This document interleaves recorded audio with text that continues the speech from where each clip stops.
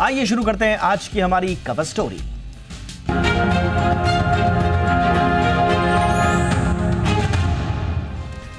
आज सेना दिवस है और आज ही के दिन पीएम मोदी ने देश को मेक इन इंडिया से सुसज्जित 3 युद्धपोतों को राष्ट्र को समर्पित किया।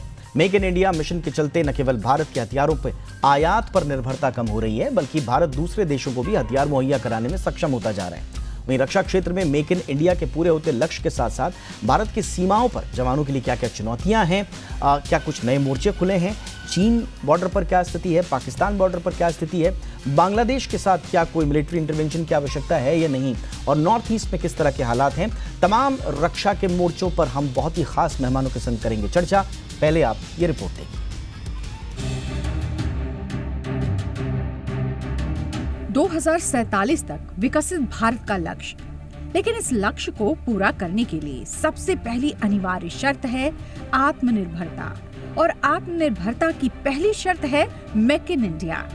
जी हाँ, पीएम मोदी का मेक इन इंडिया का सपना अब साकार होता दिख रहा है, खासकर जिन रक्षा उपकरणों और हथियारों को लेकर जहां हम पूरी तरह से विकसित देशों पर निर्भर थे, वहीं अब उच्च तकनीक, गुणवत्ता और ग्लोबल नॉर्म को पूरा करते हुए देसी कंपनियां न केवल डिफेंस इक्विपमेंट्स का निर्माण कर रही हैं, बल्कि भारत इन रक्षा उपकरणों को दूसरे देशों को निर्यात भी कर रहा है। डिफेंस सेक्टर में मेक इन इंडिया का सबसे ताजा उदाहरण और क्या हो सकता है, जब आज खुद पीएम मोदी ने स्वदेश निर्मित 3 युद्ध पोतों को देश को समर्पित किया। इस कड़ी में make in India warship INS Surat यानी डिस्ट्रॉयर, आईएनएस नीलगिरी यानी स्टेल्थ फ्रिगेट और आईएनएस बागशीर यानी सबमरीन मिले। ये तीनों युद्धपोत आज आर्मी डे के दिन पीएम ने देश को समर्पित किया। ये आत्मनिर्भर भारत का जीता जागता उदाहरण है। रक्षा क्षेत्र में आत्मनिर्भर भारत की बात करें तो पहले जहां हम 65 से 70% रक्षा उपकरण आयात करते थे, लेकिन वहीं अब हम 65% रक्षा उपकरण भारत में बनाते हैं। इसी कड़ी में हम अगर रक्षा उपकरणों के निर्माण की बात करें तो पिछले कारोबारी साल में हमारा डिफेंस प्रोडक्शन टारगेट जहां 1.25 लाख करोड़ से थोड़ा अधिक था, वहीं मौजूदा कारोबारी साल में इस लक्ष्य को बढ़ाकर 1.25 लाख करोड़ रुपए कर दिया गया है। यानी डिफेंस सेक्टर में भारत की आत्मनिर्भरता की कहानी तेजी से कुलाचे भर रही है, और ये डिफेंस सेक्टर में मेक इन इंडिया की मुहिम का एक बड़ा उदाहरण है। दरअसल मेक इन इंडिया मुहिम की शुरुआत पीएम मोदी ने 2014 में की थी। इसका मकसद देसी मैन्युफैक्चरिंग को बूस्ट करना था, साथ ही इसके जरिए विदेशी मुद्रा की बचत और टेक्नोलॉजी को बैसाखी बनाकर भारत को ग्लोबल डिफेंस सेक्टर से जुड़े कारोबार के प्रतिस्पर्धा में शामिल करना था। सरकार का ये मकसद अब सफल होता दिख रहा है। वहीं स्वदेशी हथियारों की ये खेप भारतीय सेना को सरहद पर दुश्मनों से लोहा लेने के लिए थल, जल और नभ में भी बलवान बना रही है। ब्यूरो रिपोर्ट, जी मीडिया।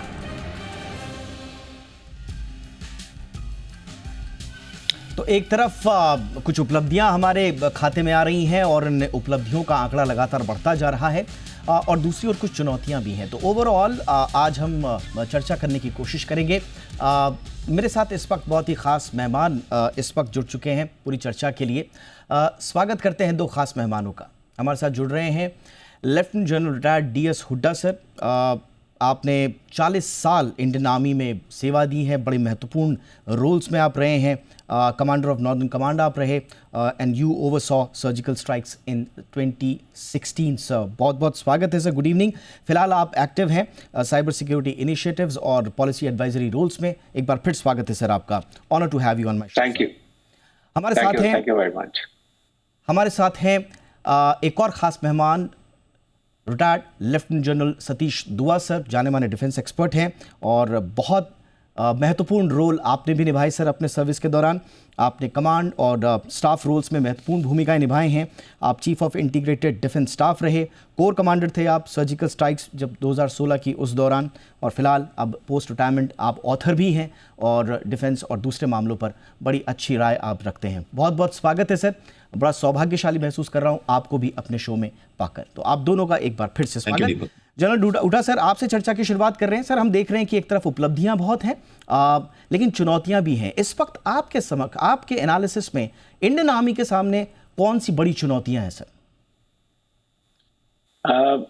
तो थैंक यू, आपने मुझे अपने शो पर बुलाया, बहुत अच्छा लगा। सबसे बड़ी चुनौती जो आज हमारे सामने है वो चाइना है।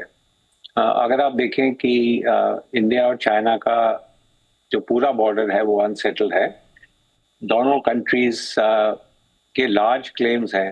हम पूरा एक्साइचन कहते हैं कि हमारा है, और उसी तरह चाइना जो है वो बोलता है कि पूरा अरुणाचल प्रदेश जो है उनका क्लेम उसके ऊपर है।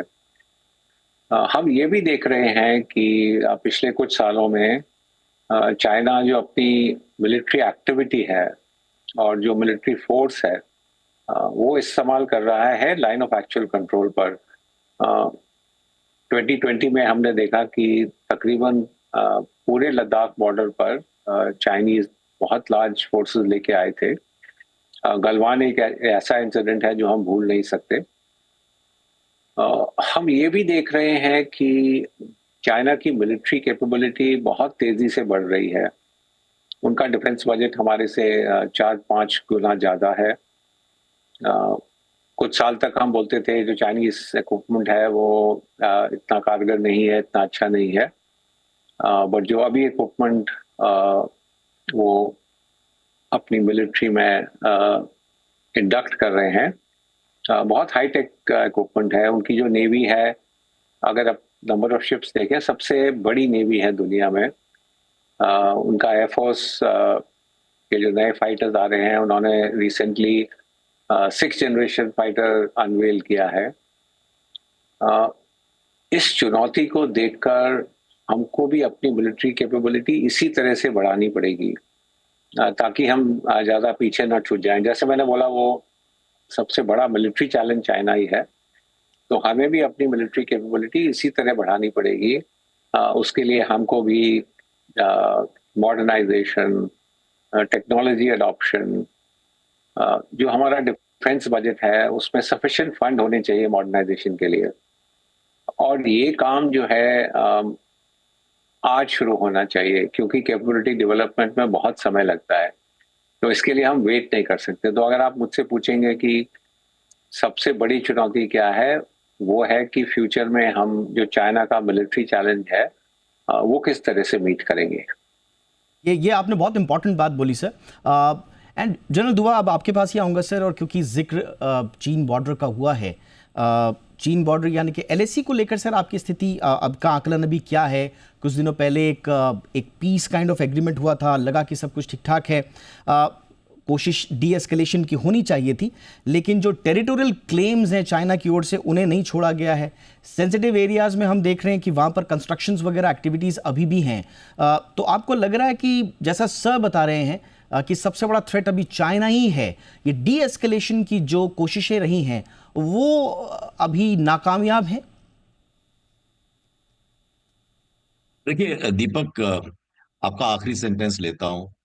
नाकामयाब है मैं ऐसा नहीं कहूंगा, राइट सर।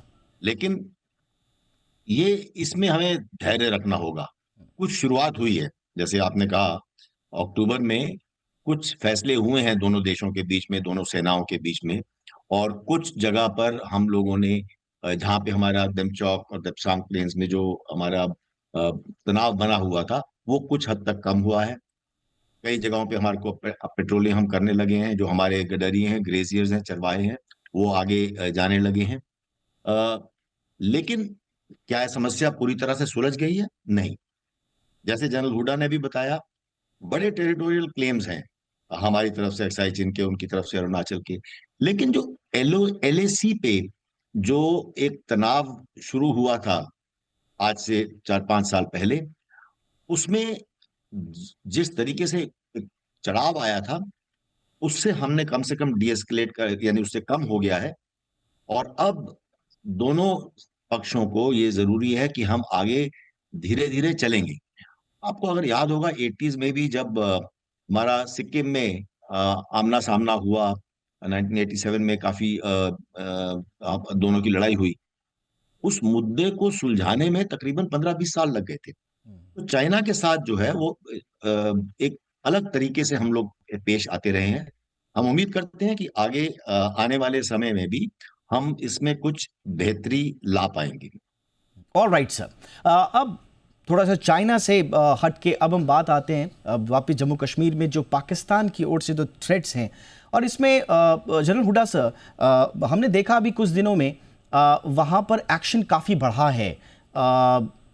जाहिर सी बात है, हमारी फौज बिल्कुल मुस्तैद है और उनको न्यूट्रलाइज करने में कोई भी कोर कसर नहीं है, लेकिन हम देख रहे हैं पिछले कुछ दिनों में एक्शंस काफ़ी बड़े हैं और कैजुअलिटीज़ भी बढ़ी हैं।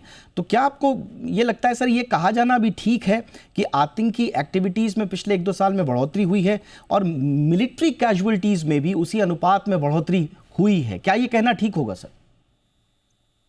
देखिए, अगर आप जून जुलाई का पीरियड देखें, 2024 का जून जुलाई का पीरियड, तो उस समय पाकिस्तानी की तरफ से इन्फिल्ट्रेशन ज़्यादा हुआ था और जम्मू रीजन में अटैक्स बढ़े थे और उसमें आर्मी कैजुअलिटीज भी बढ़ी थी।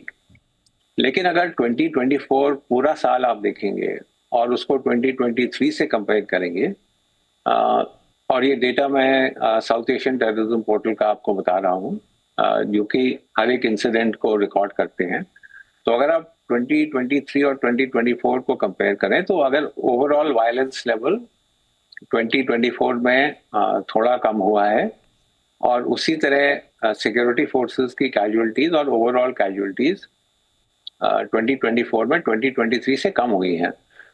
तो ये कहना बिल्कुल सही नहीं होगा कि एकदम से 2024 में वायलेंस लेवल और टेररिस्ट एक्टिविटीज बढ़ गई थी। तो अगर पूरे साल का पिक्चर देखें तो वो थोड़ा सा जून जुलाई में जब ज़्यादा एक्टिविटीज हुई थी उससे थोड़ा फर्क है। पर ये भी सही है कि पाकिस्तान की तरफ से इन्फिल्ट्रेशन अटेम्प्ट्स जारी हैं। उनकी कोशिश है कि ज़्यादा से ज़्यादा टेररिस्ट भेजें। हाल ही में जो आर्मी चीफ का बयान आया था कि जो टेररिस्ट मरे हैं जम्मू कश्मीर में 2024 में, उसमें मेजॉरिटी पाकिस्तानी है। और पाकिस्तानी कैसे हैं? क्योंकि वो इन्फिल्ट्रेट करके आ रहे हैं। तो हमें अपना जो वहाँ की रेडीनेस है, काउंटर इन्फिल्ट्रेशन ग्रिड है, उसको स्ट्रांग रखना है। और जो हमारी पॉलिसी रही है मिलिट्री की, आर्मी की, वहाँ पर कि पीपल सेंट्रिक ऑपरेशंस होने चाहिए, एक पीपल फ्रेंडली अप्रोच होना चाहिए, वो हमें कायम रखना है। ताकि आखिर में हमें क्या चाहिए कि जो टेररिज्म का सपोर्ट है लोकल पॉपुलेशन से वो खत्म हो जाए। तो इसीलिए जो people friendly operation, people centric operation, वो हमें जारी रखने पड़ेंगे।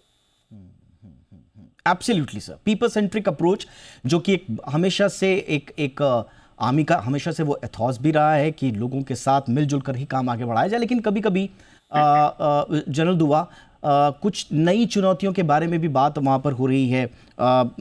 काफ़ी हमने देखे कि कुछ इलाके हैं जो पहले इतने ज़्यादा एक्टिव नहीं थे, लेकिन अब वहाँ पर कुछ इनहॉस्पिटेबल टेरेन भी आ गए जहाँ पर वापस एक्टिविटीज़ का वहाँ पर आना शुरू हुआ है, टेररिस्ट एक्टिविटीज़ का। पीर पंजाल रेंज में जो ट्रूप मूवमेंट होता है उसमें सर्विलांसेस की, counter insurgency operations highly challenging नज़र आ रहे हैं इस वक्त, जितनी हमारी बात वहाँ पे हो रही है। तो आपको लग रहा है सर कि इन सब से पार पाने के लिए हमें नई रणनीतियों पर काम करना होगा? ये जो प्रेजेंट स्ट्रैटेजीज हम अपना रहे हैं उनसे आप संतुष्ट हैं sir?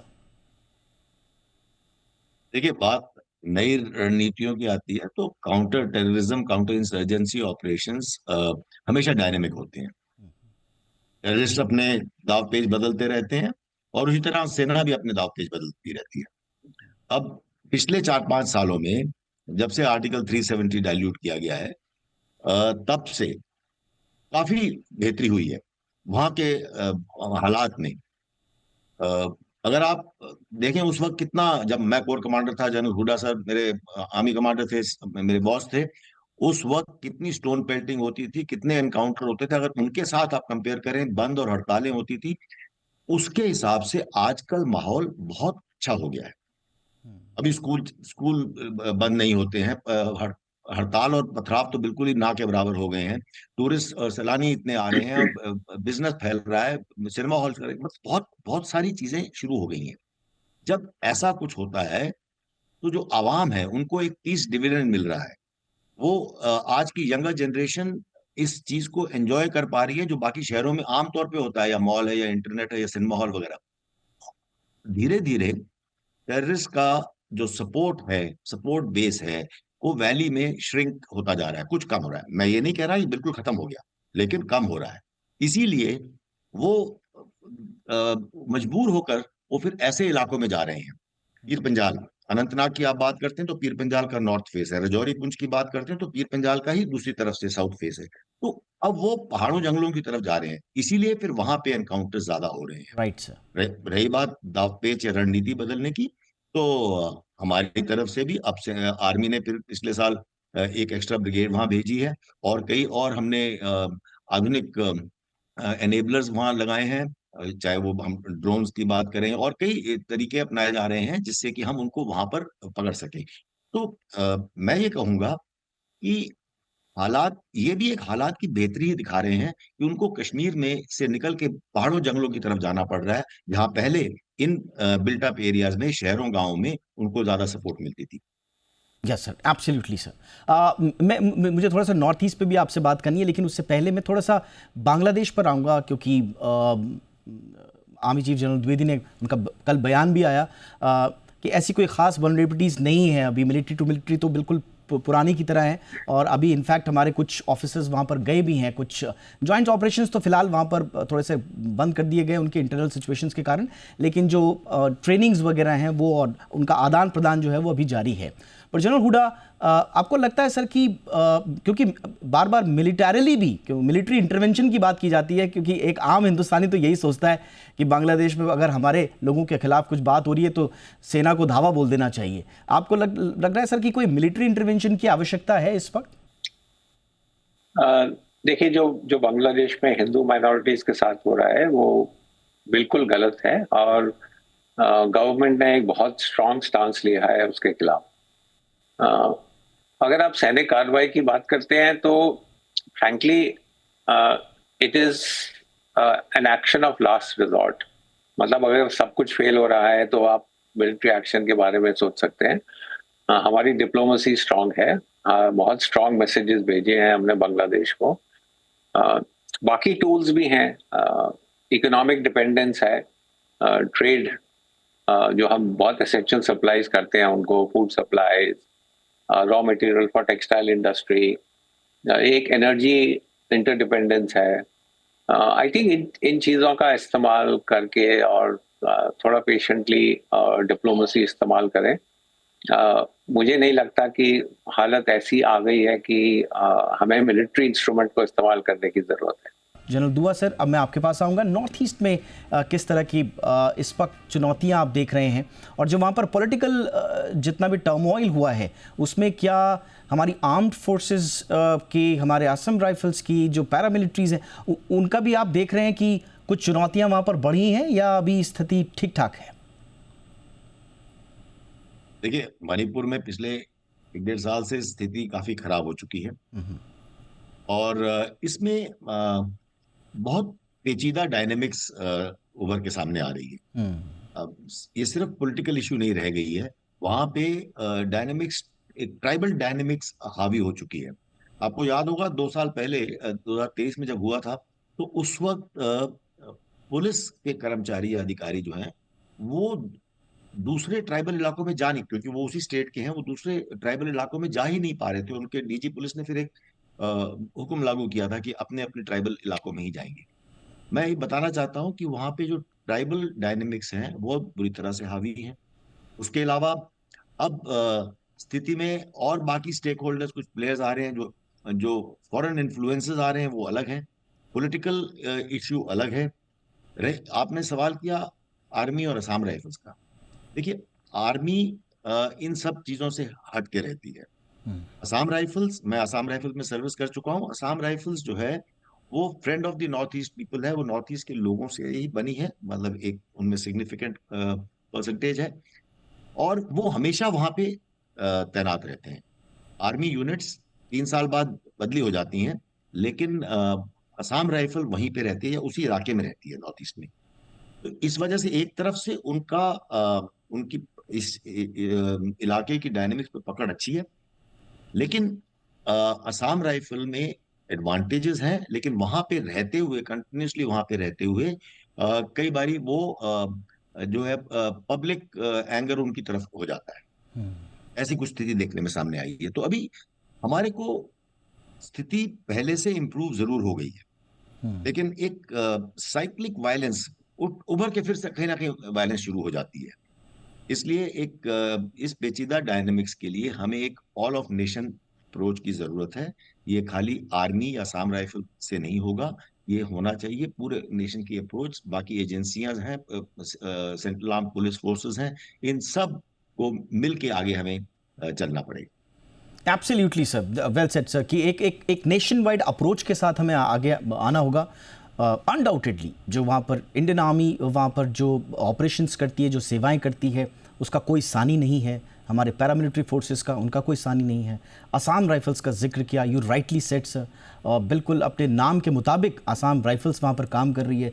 Friends of north east, Assam rifles का योगदान भुलाया नहीं जा सकता नॉर्थ ईस्ट में स्टेबिलिटी के लिए, और अभी भी बड़ी शिद्दत से वहाँ की बड़ी मुस्तैदी से हमारे जवान वहाँ पे लगे हुए हैं।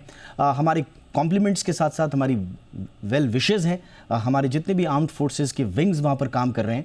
अब थोड़ा सा जो मॉडर्न वॉरफेयर की मैं बात कर रहा था, एंड जनरल हुड्डा, क्योंकि आपका काफ़ी काम अब साइबर सिक्योरिटी इनिशिएटिव पर भी है, आप देख रहे हैं सर कि ये नए किस्म के थ्रेट्स भी आ रहे हैं।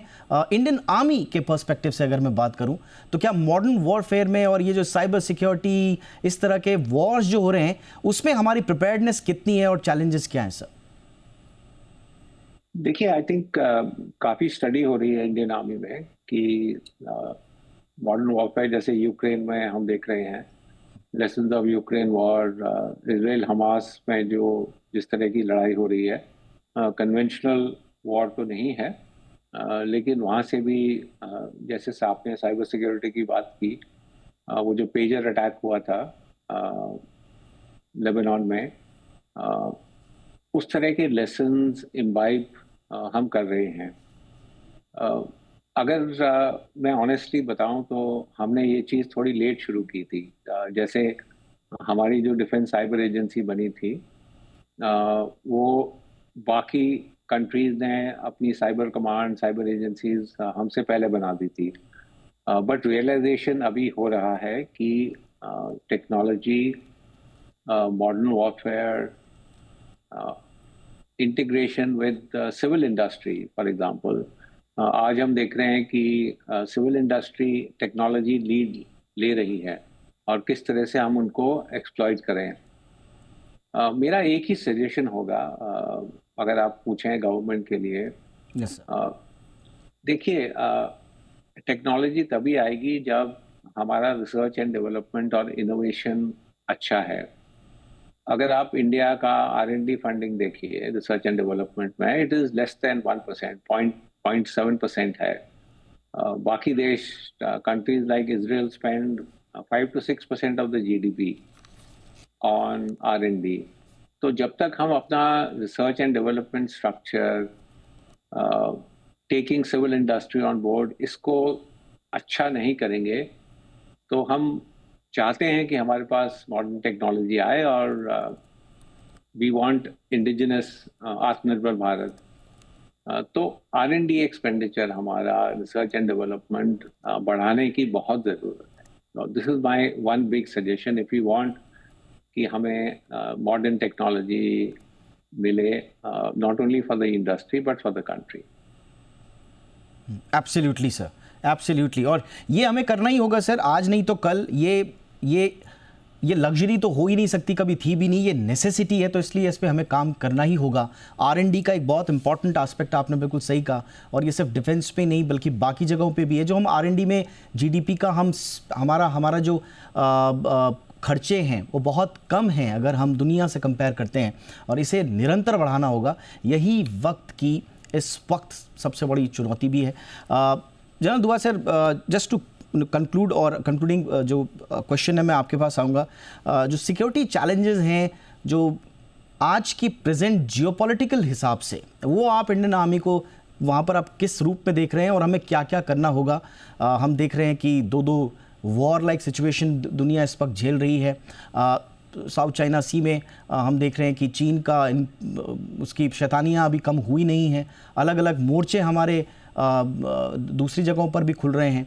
तो हमारी प्रिपेयर्डनेस और अभी हमें क्या करना होगा सर? देखिए, एक तरफ तो जो आपने भी मेंशन किया वो चैलेंजेस हैं कि विश्व भर में जो युद्ध के मोर्चे खुले हुए हैं या आने वाले पोटेंशियल है, जैसे कि इंडो पैसिफिक की हम बात कर रहे थे, तो उसके लिए हमें तैयार और तत्पर रहना पड़ेगा। इनसे हमें सीख लेनी पड़ेगी, वो एक तरफ है। दूसरी तरफ हमारे अपने जो दो बॉर्डर्स हमारे दोनों देशों के साथ, चाइना और पाकिस्तान के साथ, जो हमारे अनरिजॉल्व बॉर्डर्स हैं, जहां एलएसी और एलओसी की डायनेमिक्स अलग अलग टाइप की है, हमें उनसे कंटिन्यूसली जूझना पड़ेगा। और उसके लिए तैयारी हमारी हमेशा होनी पड़ेगी, क्योंकि एक तरफ है हम बड़ी जो बातें करते हैं आधुनिकीकरण की और टेक्नोलॉजी एब्जॉर्प्शन की, वो तो अपनी तरफ है, लेकिन ये तो रोजमर्रा की लड़ाई है जो हमें लड़नी है एलएसी पर और एलओसी पर। और तीसरी चुनौती हमारी, हमें तैयार रहना है मॉडर्नाइजेशन के लिए।